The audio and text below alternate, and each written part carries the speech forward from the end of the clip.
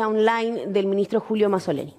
De insumos críticos para el Ministerio y el plan de contingencia COVID. Esto incluye básicamente las mascarillas, los equipamientos biomédicos y sobre todo los equipos de protección individual.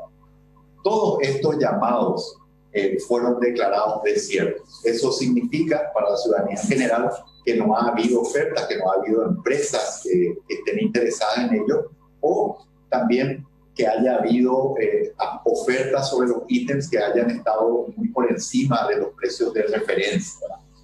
Entonces, eso se da en términos sencillos por una de varias razones. En primer lugar, porque el Ministerio de Salud en sus llamados exigía la entrega de una cantidad muy importante para hacer frente al plan de contingencia. Esa es una de las razones. La otra es que necesitaba la provisión de estos insumos con una celeridad muy importante, en un tiempo y en un plazo breve. Entonces, ¿eso qué hace? Que las empresas, debido a que o no podían abastecer en la cantidad que necesitábamos o con la velocidad que necesitábamos, o simplemente los precios de referencia del Ministerio de Salud no eran atractivos, dado que en esa misma época, sobre todo después del primer caso que se da el día 7 de marzo, la fluctuación de precios ha sido muy importante por la falta de producción y también por la excesiva demanda. En ese ámbito que los precios han estado muy por encima y probablemente es por ello que no se hayan presentado a los llamados pertinentes.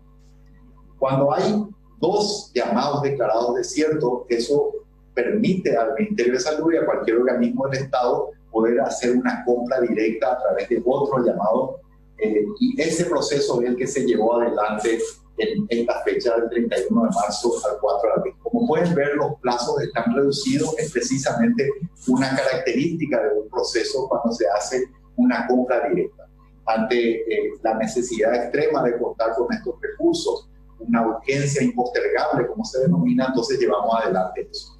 También es una prerrogativa de la convocante, de acuerdo al pliego, otorgar o no otorgar un anticipo. Debido a la experiencia previa que tenemos aquí, nos vimos obligados entonces como un estímulo para poder proveer y para poder hacer una suerte de gancho para que puedan presentarse empresas un anticipo del 20%.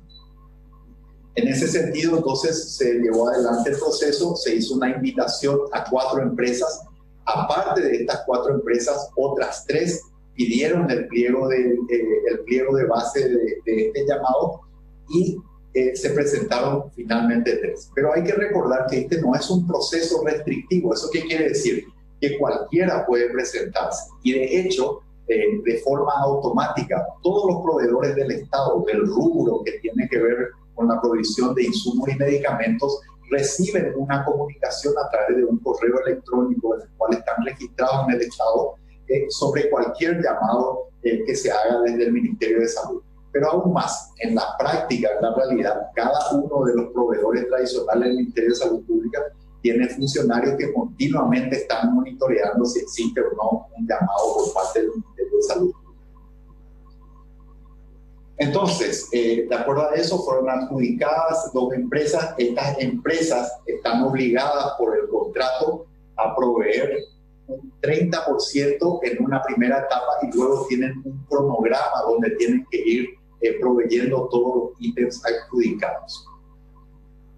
Vamos a desarrollar específicamente cuáles son esos ítems. Básicamente son los equipos de protección individual, ¿verdad? El protector facial, el protector ocular, que son como unas gafas de protección, las mascarillas quirúrgicas, que son las mascarillas simples, las mascarillas N95, que son de mayor filtrado, y los trajes de protección que tienen a su vez especificaciones técnicas distintas, y camas hospitalarias, por ejemplo. En ese sentido, entonces, estos son los precios de referencia que estableció el Ministerio de Salud Pública. Es importante entender que los precios de referencia se establecen en base a un promedio en determinado momento de los precios. Eso ha fluctuado en gran medida y esos precios de referencia pueden ser superados en algún momento por los vaivenes de la oferta y la demanda, y es lo que viene ocurriendo. Pero estos son los precios de referencia del Ministerio de Salud Pública. Como pueden ver, en este contrato en particular, absolutamente todos los precios están en el rango de referencia e incluso la mayoría de ellos por debajo. Pueden notar quizás que aquí hay una pequeña diferencia de un 14% que está dentro del rango porque puede estar hasta un 20% por encima del precio de referencia debido precisamente a lo que habíamos establecido anteriormente conceptualmente, que tiene que ver con las fluctuaciones del mercado y lo que significa, digamos. En ese sentido, eso es lo que pueden. Ahora, me gustaría finalmente llevar su atención hacia la columna del 20%, que es la penúltima. En esa columna es lo que correspondería al número de ítems relacionados con el anticipo. El anticipo tiene una caución. Una caución es una póliza. Eso quiere decir que si la empresa no nos entrega la cantidad que es requerida o no cumple con las especificaciones técnicas, el 100% de eso debe ser devuelto al Ministerio de Salud Pública. La primera entrega que está prevista en el cronograma, que es a los 7 días de la orden de compra emitida, que se va a cumplir el día lunes 20, que equivale a la última columna que pueden ver ahí, ya da cuenta de todo lo que se ha dado en anticipo. Entonces, este es el escenario del llamado en cuestión que queremos expresar claramente a la ciudadanía, mostrárselo y también decirle que todos estos documentos están en el portal de la Dirección de Contrataciones Públicas para quien tenga la mano. Quiero también volver a recordarles, como lo hacía en algún slide anterior, tenemos en este momento varios procesos de los cuales tenemos alrededor de 30 empresas que están en plena competencia y ya por un monto aproximado de 150 millones de dólares con procesos en diversas etapas. Así que bueno, con esto les dejo por aquí la presentación y quedo a disposición de las preguntas que pudiera tener la prensa. Muchas gracias, ministro. La primera consulta de Canal 13. La cuarentena se extendió una semana más. ¿Es suficiente con esta forma de restricción o debe ser aún más controlada, considerando que más allá de la restricción total hay gente que sigue saliendo y eso se refleja en los números de los últimos días? Bueno, hay varios indicadores que nosotros usamos, además de los números que hemos reportado últimamente. Seguimos monitoreando muy de cerca todo lo que tiene que ver, por un lado, con los pacientes internados en terapia intensiva, los pacientes que están internados en camas o salas comunes por cuadros respiratorios y también aquellas personas que reportan síntomas respiratorios, sobre todo a nivel del 154. Por ejemplo, hemos tenido un promedio de más o menos 500 llamados diarios últimamente y de esos 150 más o menos presentan síntomas respiratorios. Estamos valorando todo eso y justamente en base a eso es que se toman las decisiones. Hemos acordado a nivel de gobierno también hacer esos reportes y tomar esas decisiones de manera semanal. Entendemos que el grado de restricción actual es el apropiado. Como he expresado en varias ocasiones, tenemos que acostumbrarnos por un lado a un modo COVID de vivir, pero por otro lado también que en las próximas semanas vamos a dar un paso adelante, vamos a frenarnos, vamos a retroceder. Eso va a ser continuamente, justamente basado en estos indicadores que he mencionado. Anoche llegó un primer avión de China. ¿Cuáles son los insumos que trae y a qué centros asistenciales van a ser destinados? Bueno, eso hay que hacer una aclaración pertinente.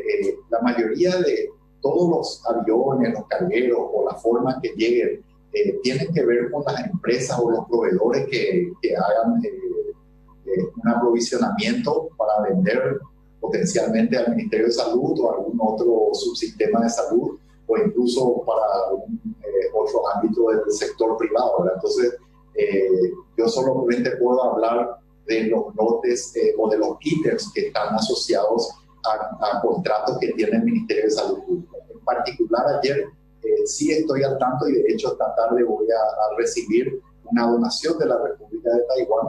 Entonces es probable que tenga que ver con ello, aunque no tengo la certeza. Y ahí hay ítems que hemos acordado con ellos como donación. El planteamiento de Radio 1000. Cada día que pasa debería ser un día ganado para el fortalecimiento de nuestro sistema de salud. pero también para acercarnos a los protocolos médicos más efectivos. Respecto a lo primero, ¿qué es lo que concretamente y con números ya se fortaleció el sistema de salud o ya está operativo? Cantidad de camas, respiradores, UTI, equipos de bioseguridad. Sí, bueno, en primer lugar, empecemos por los sistemas de hospitales. Tenemos muy avanzados los hospitales de contingencia de INERAM, el hospital de contingencia del Hospital Nacional. Además, también tenemos carpas, containers en diversos hospitales del área metropolitana, Villa Elisa, Luque, Limpio, el hospital de Barrio Obrero. Les invito a ver que han aumentado su capacidad potencial de recibir pacientes enormemente. En términos de camas de terapia intensiva, nosotros tenemos objetivos bien concretos y claros: 300 camas más de terapia intensiva y tenemos también 1.200 camas normales, convencionales. En ese sentido ya tenemos un tercio aproximadamente de los objetivos cumplidos. Es decir, estamos cerca de las 100 camas adicionales de terapia intensiva. Estamos también más o menos en 300 camas nuevas convencionales. A lo largo de todo el país tenemos más de 900 camas con posibilidad de proveer oxígeno que ya están dispuestas, atribuibles o dirigibles totalmente a lo que tiene que ver con la contingencia COVID. Entre otras cosas, seguimos recibiendo equipamiento de todo tipo. Esto incluye equipos biomédicos, los insumos críticos. Ya hemos distribuido más de 600.000 mascarillas convencionales, más de 50.000 máscaras de N95, más de 200.000 batas quirúrgicas, más de 3.000 trajes de protección. Y bueno, conforme van llegando, seguimos haciendo eso y seguimos fortaleciéndonos en términos de nuestro sistema de salud y sobre todo de nuestro personal de baño. Un tema conjunto que están planteando tanto Radio 2000 como Radio Ñandutí es la información que se tiene respecto al descubrimiento de los médicos italianos a experimentar con la aplicación de un anticoagulante inyectable y antiinflamatorios. ¿Qué tan promisoria es la posibilidad de tratamiento con ese método? Sí, yo creo que es muy interesante, pero hay que ser bien claros y con estos bien concretos. Se sigue aprendiendo sobre cómo funciona esta enfermedad, sobre qué órganos ataca. Y lo más probable también es que en distintas personas las presentaciones pudieran ser también diferentes. Si trazamos un paralelismo, es como el dengue, que uno tiene una versión, puede tener una versión muy leve, puede tener una versión con algunos signos de alarma, puede tener versiones sumamente críticas, graves, y según el escenario, muchas veces los tratamientos pueden ser relativamente distintos, ¿verdad?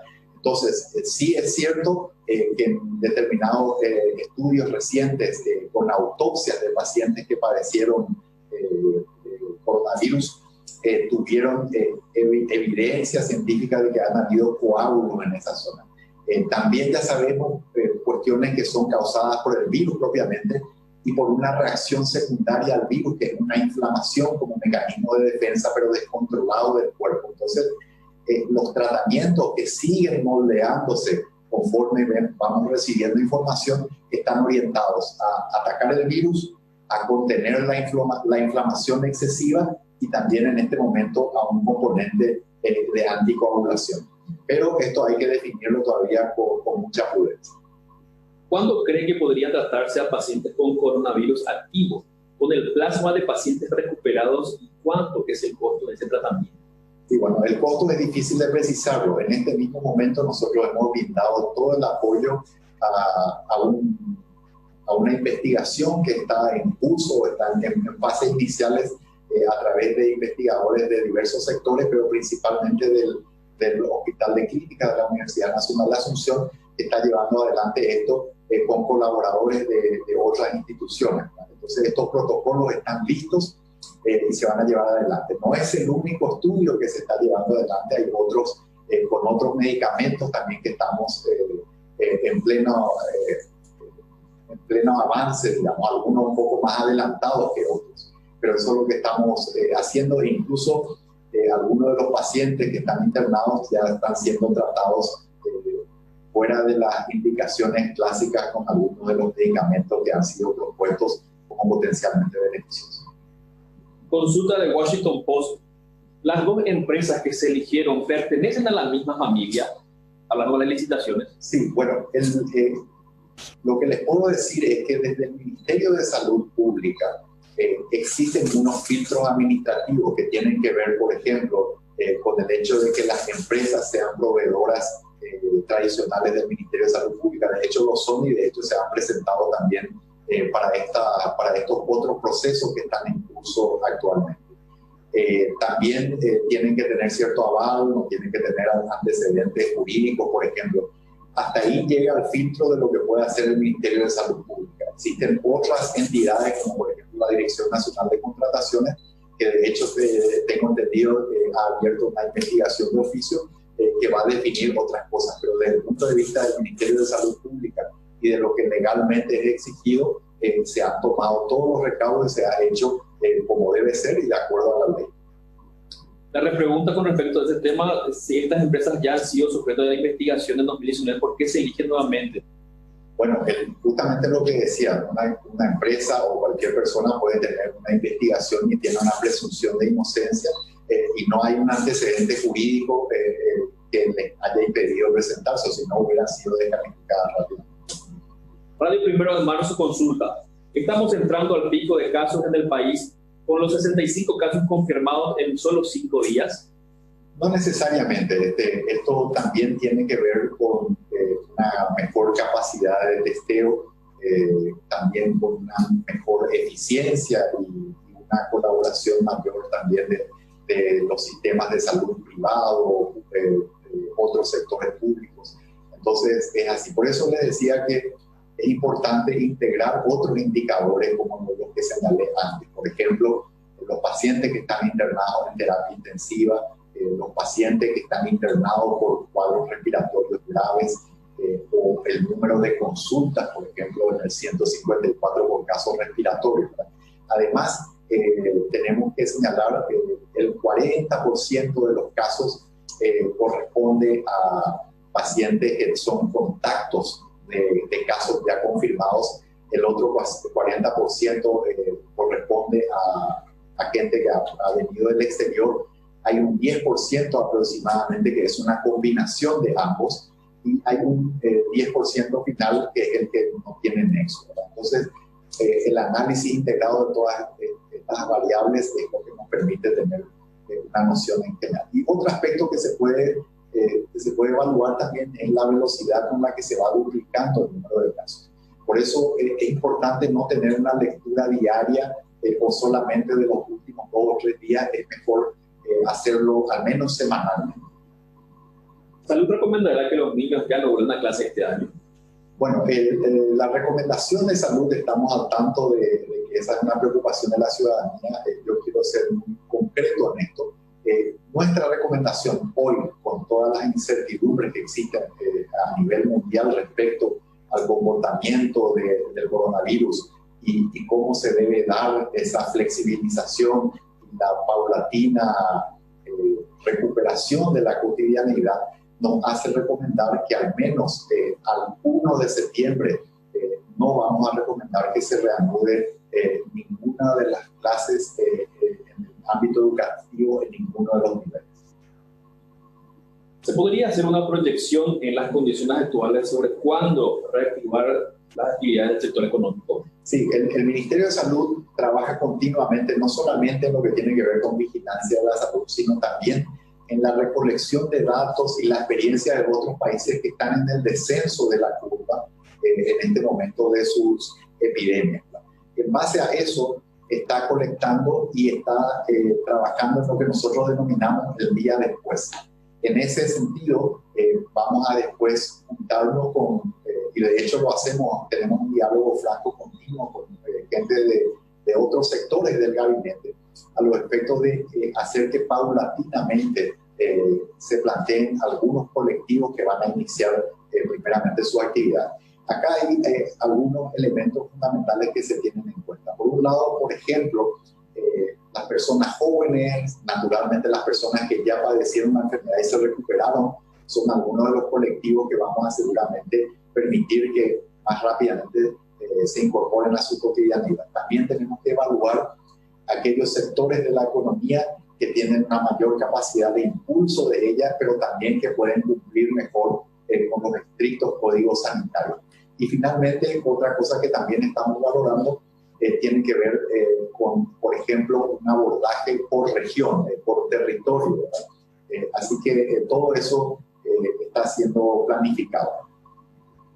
Actitud 25 consulta. ¿Es suficiente la provisión de construir 2 hospitales, los de Itagua y Neram, o se prevé fortalecer la red hospitalaria con más hospitales de contingencia en otros puntos del país, debido a que esta demanda concentraría los casos en el departamento central?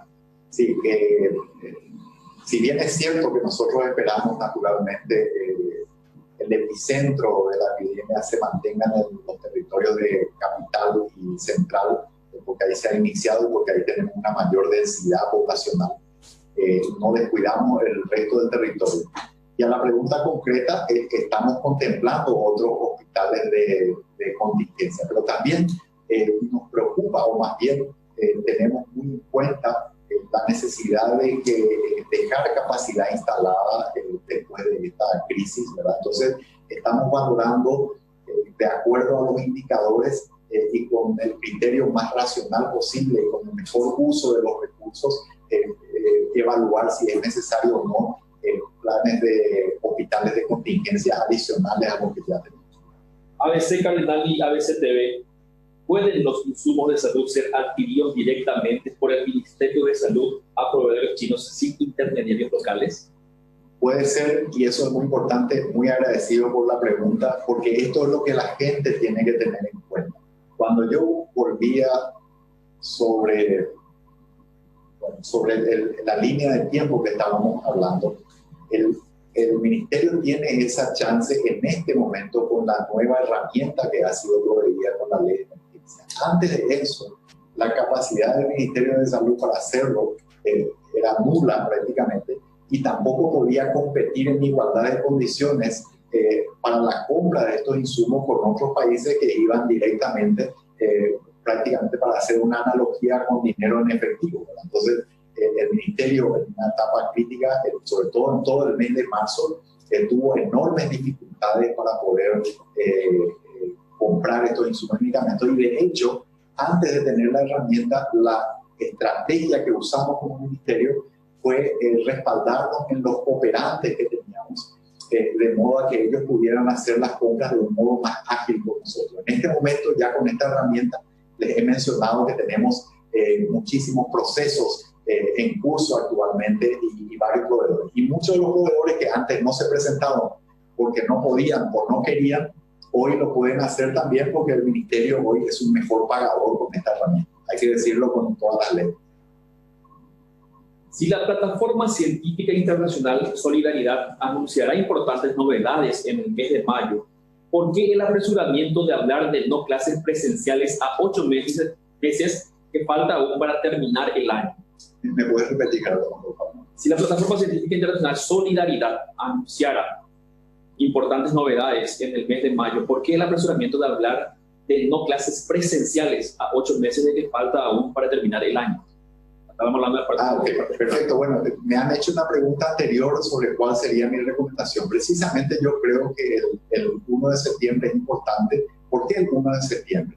Eso tiene que ver con el hecho de que se supone que allí estaríamos superando también la demanda sobre el sistema de la estación por las enfermedades propias del invierno, porque hay muchos otros virus, entre ellos influenza. Aprovecho para instar a la gente a vacunarse en los grupos vulnerables que han sido destacados. Tenemos otros virus aparte de la influenza, y entonces la ida a clase, digamos, de la población joven y niños también puede promover ese tipo de infecciones. Es por ello que yo considero que el 1 de septiembre es una fecha razonable. Hasta entonces, los colectivos de niños y de adolescentes, que son precisamente los últimos que serían autorizados a volver a la cotidianidad, deben permanecer en sus casas y no iniciarse las clases.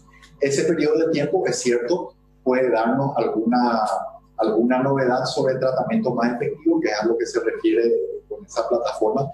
En este momento hay en curso un estudio muy importante en varias partes del mundo, principalmente en Europa, que hace alusión a 4 brazos distintos de tratamientos y que ojalá nos puedan dar evidencia de que hay un tratamiento efectivo, porque el tema de las vacunas, en términos realistas, es muy poco probable que se dé a corto plazo.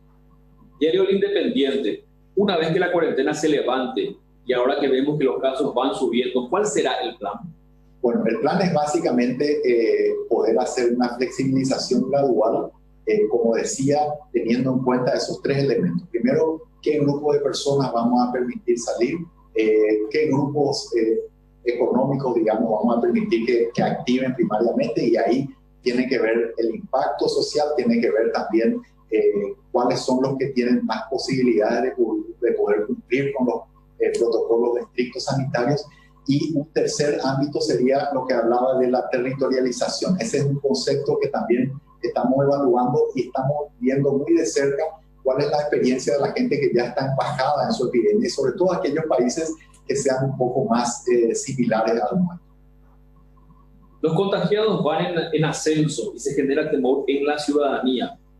Ante el desabastecimiento de tapabocas y alcohol en gel en las farmacias, ¿cuál sería el mensaje desde el Ministerio? En primer lugar, quiero hacer hincapié en lo que tiene que ver con el aumento de los casos. El aumento de los casos es algo que nosotros esperamos. Ese aumento de los casos, lo que necesitamos, lo que queremos, es que se dé de una forma lenta para que podamos absorber eso, para que la mayoría sean asintomáticos, para que la mayoría no requieran ir a los hospitales y para que el sistema de salud pueda poder absorber esos casos de manera gradual. Ese es el objetivo. El objetivo no es que paren los casos. De hecho, en cierta forma, una infección controlada de la gente, precautelando sobre todo a nuestros grupos más vulnerables, a nuestros niños pequeños, a nuestros ancianos, a las personas con enfermedades crónicas, es algo hasta, si se quiere, en alguna manera deseable, de modo que podamos generar después una inmunidad de todos nosotros.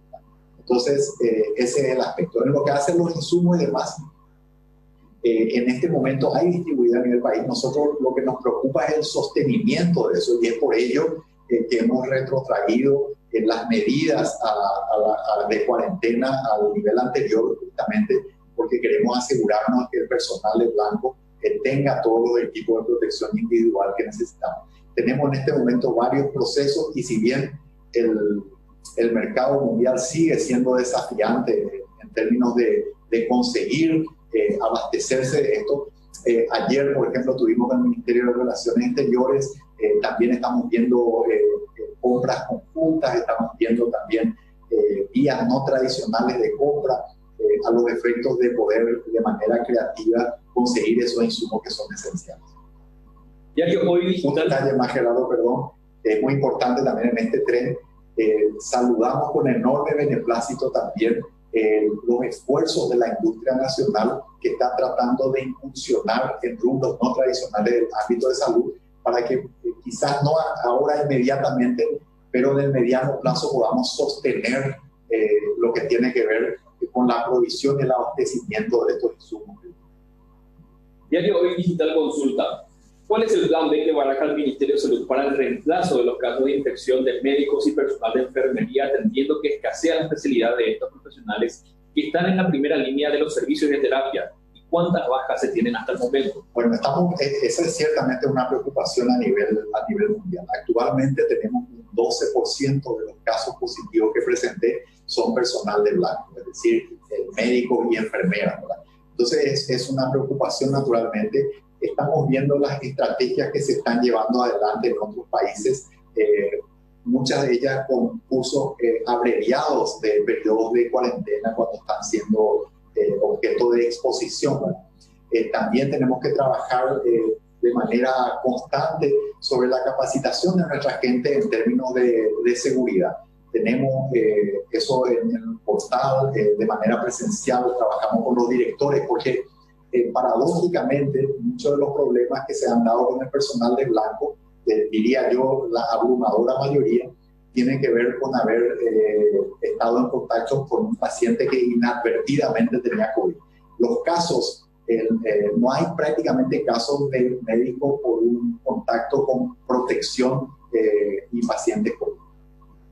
Además de ser adultos mayores en su mayoría, ¿cuál es el denominador común en cuanto a enfermedad de base de los pacientes que hasta ahora fueron internados o que requirieron ingresar a terapia intensiva? Enfermedades cardiovasculares, hipertensión, fumadores, enfermedades pulmonares crónicas. ¿Cuáles son las enfermedades pulmonares crónicas? Enfisema, bronquitis crónica. Contundentemente, todos los casos y sobre todo de los 8 fallecidos, con la excepción de una persona, todos ellos han tenido ese perfil añoso, han tenido cuadros cardiovasculares, como decía, cuadros pulmonares, también fumadores y también obesidad. El grupo Gen Universo, Radio Universo 970, ¿está previsto contratar más personal de blanco, médicos, enfermeras, y en qué cantidad? Y también las zonas en las que se irían. Sí, estamos fortaleciendo todo el país, todas las cabeceras departamentales y los hospitales de referencia, particularmente aquí en Asunción y Central, ¿verdad? Entonces, a la fecha llevamos contratado más de 500 personas a ese efecto y seguimos contratando a los efectos de hacer frente. Una parte de ello tiene que ver con la contingencia y otra parte ya es mixta en el sentido de completar la dotación normal que necesitamos y también hacer frente a la contingencia. ¿Por qué no se define la cuarentena hasta el fin del mes? ¿Por qué hacerlo semana a semana? Bueno, porque es una decisión en conjunto. Uno puede argumentar a favor y en contra de cualquiera de las dos modalidades, cada 2 semanas o semanalmente. Pero la indicación mínima de poder notar un cambio desde una semana, creemos que eso nos permite tomar decisiones un poco más precisas, ¿verdad? Entonces, a ello obedece. Consulta de Radio La Unión. Varias instituciones estatales están comprando inmensa cantidad de tapabocas, en tanto el personal de blanco carece de estos y otros insumos.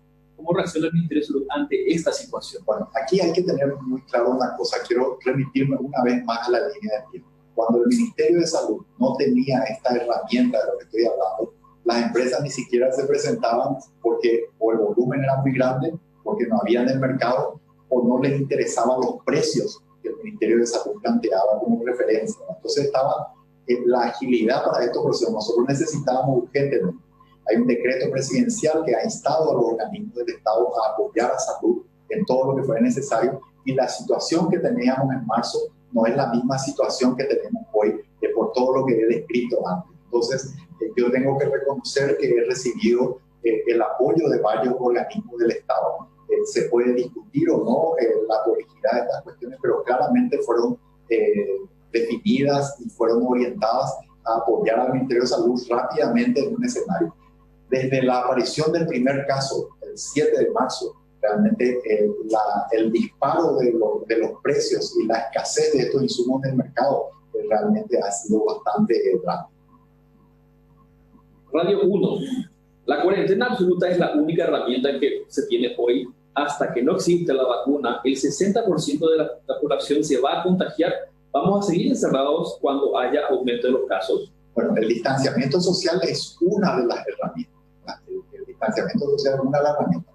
Las otras cuestiones que nosotros hacemos para la lucha contra el coronavirus tienen que ver con la preparación del sistema de salud y el aumento de la capacidad de testeo. Como les mostré al inicio, hoy tenemos una capacidad 7 veces mayor de testeo en este momento y estamos proyectando seguir aumentando eso.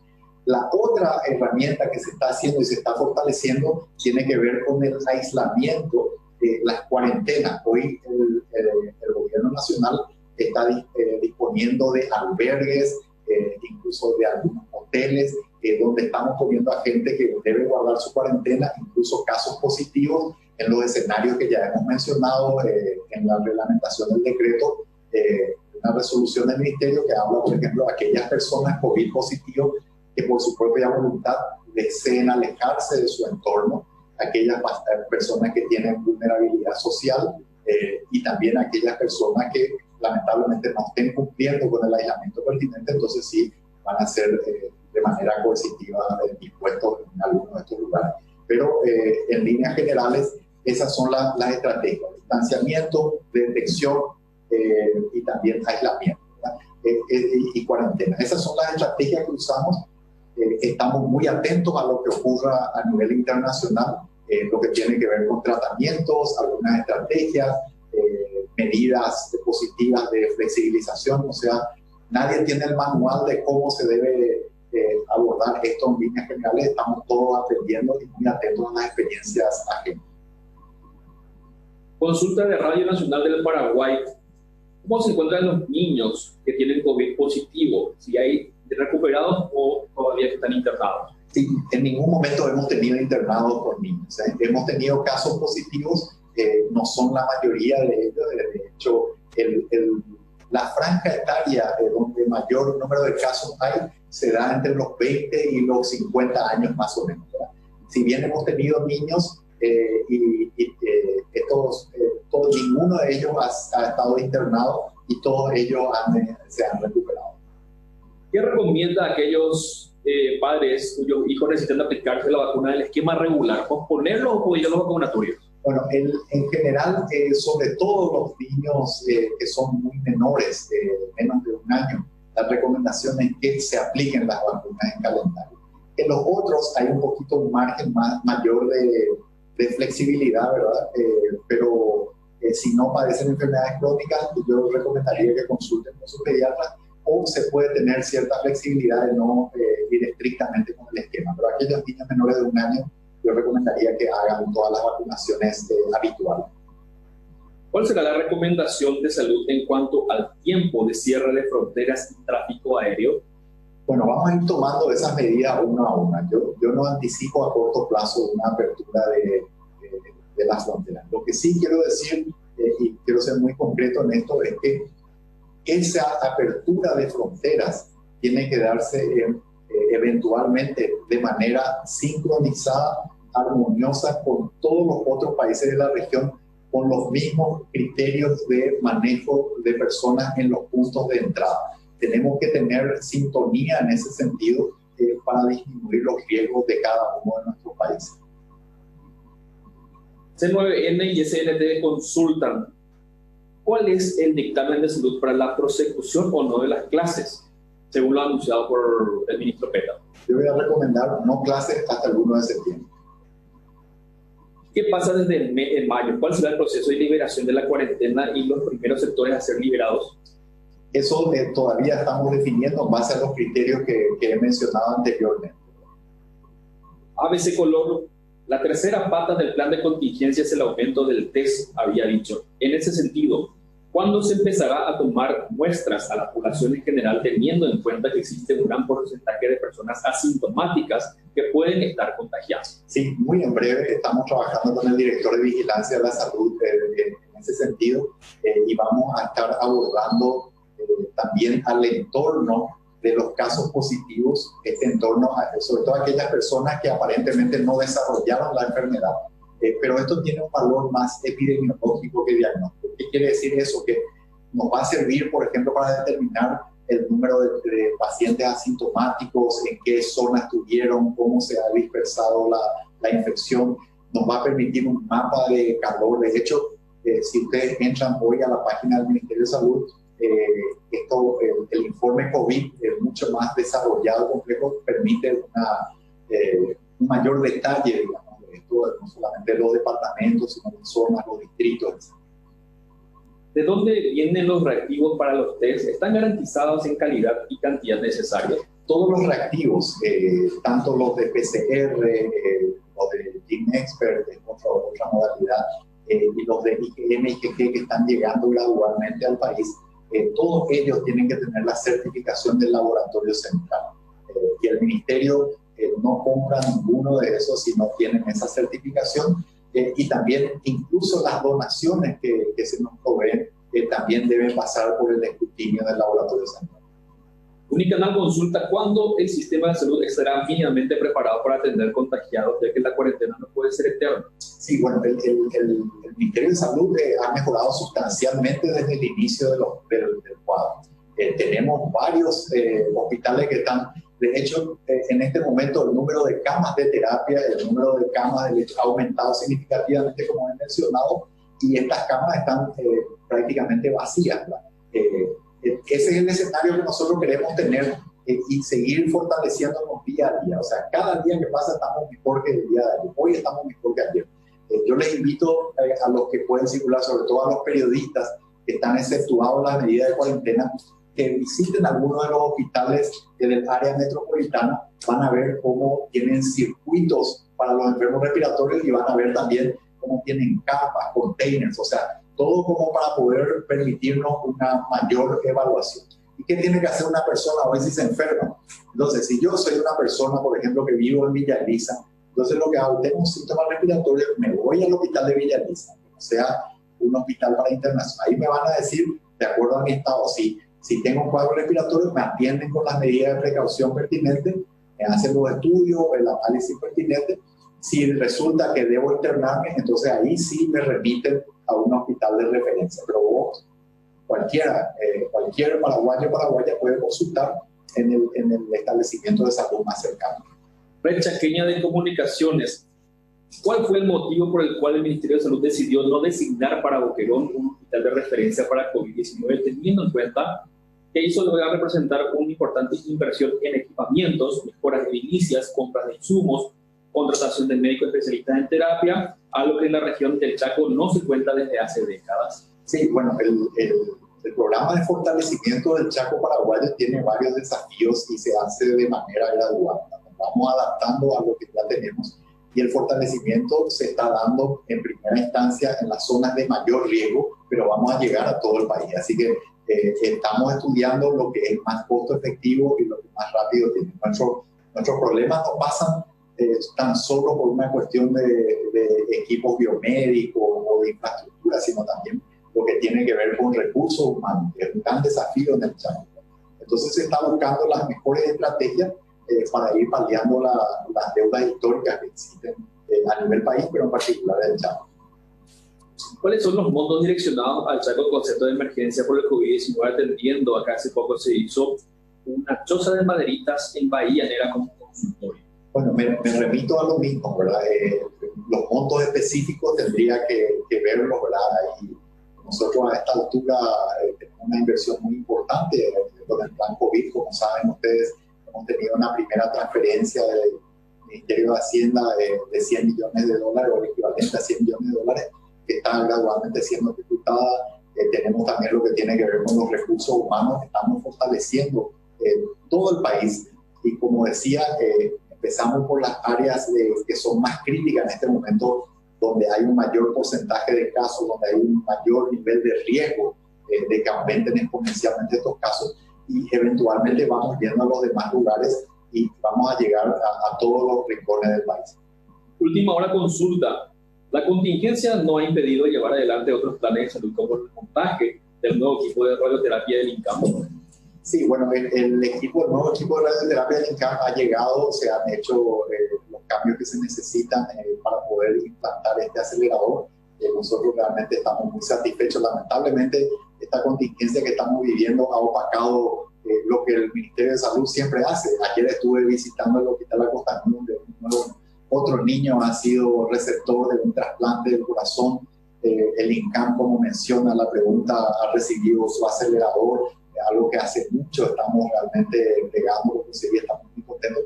Se va a instalar. El Ministerio de Salud naturalmente está sobrecargado de alguna manera con esta contingencia, pero tiene que seguir proveyendo de todos los servicios que siempre ha hecho en el área materno-infantil, en el área oncológica, en el área de alta complejidad, donde sea.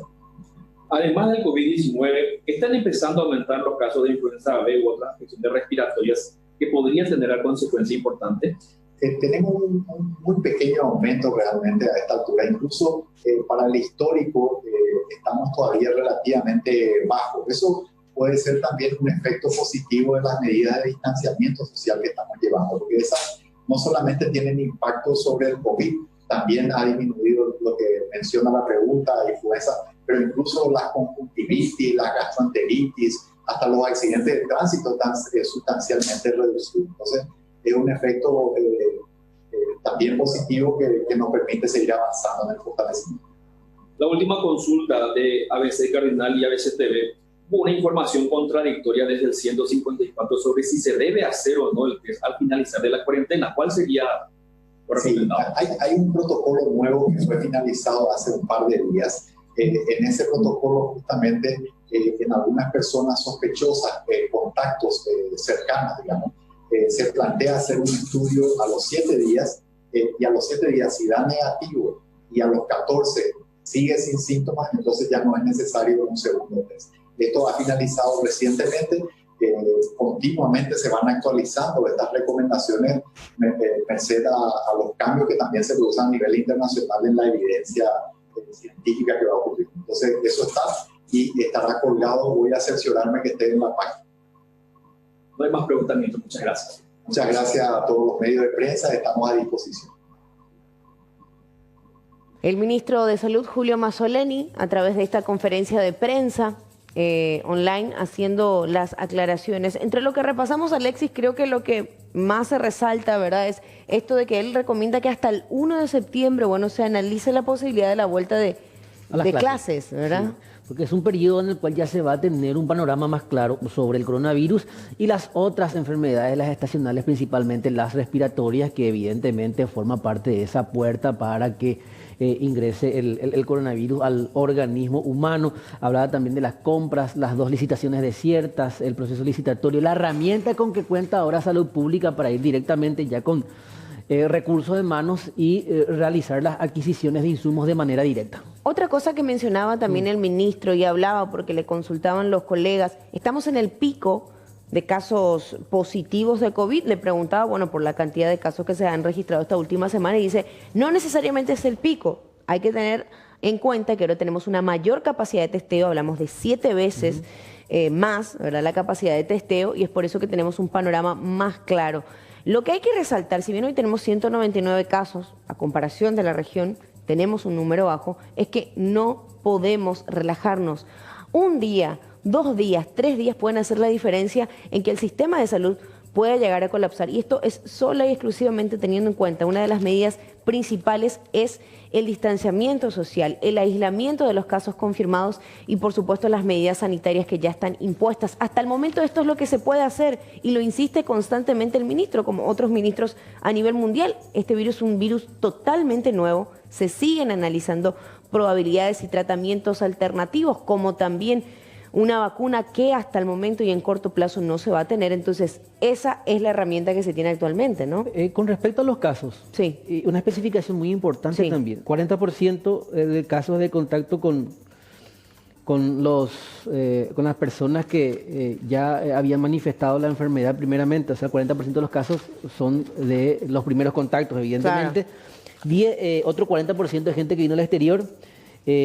10% también sin nexo, otros 10%, y bueno, se analizan todas estas variables. 10% de la transmisión comunitaria, también forma parte de esa que no tiene un nexo establecido. Y así, en base al análisis que se hace de manera semanal, parte la idea de que a partir de la extensión de esta cuarentena hasta la próxima semana se vaya analizando la liberación de ciertos segmentos. Y es todo segmentado, de manera progresiva, no va a ser de golpe, eso ya ustedes lo tienen que saber y eso se va a analizar. Otro punto importante, de todos los niños que han sido confirmados con casos de COVID, ninguno de ellos ha presentado la necesidad de una internación. Ellos están en condiciones dentro de todo nada peligrosas. Por otra parte, el 12% de los casos confirmados, que es un número alto, son personal de blanco o sospechosos, ¿verdad? Porque hay alrededor de 300 personales de blanco que están en este momento en monitoreo o en cuarentena debido a algunas sospechas. Entonces, qué frágil también ahí, ¿verdad? Es decir, la cantidad de personal que está en primera línea expuesto a esto. Y quienes fallecieron o se encuentran en terapia intensiva presentan patologías de base como las enfermedades cardiovasculares, enfermedades respiratorias, enfermedades crónicas. Obesidad también. Obesidad, el sobrepeso y también aquellos fumadores. Exactamente. Forman parte de ese grupo. Nosotros enseguida vamos a seguir repasando, haciendo un resumen de lo que pasaba más temprano en esta conferencia actualizada del ministro Julio Mazzoleni. Presentamos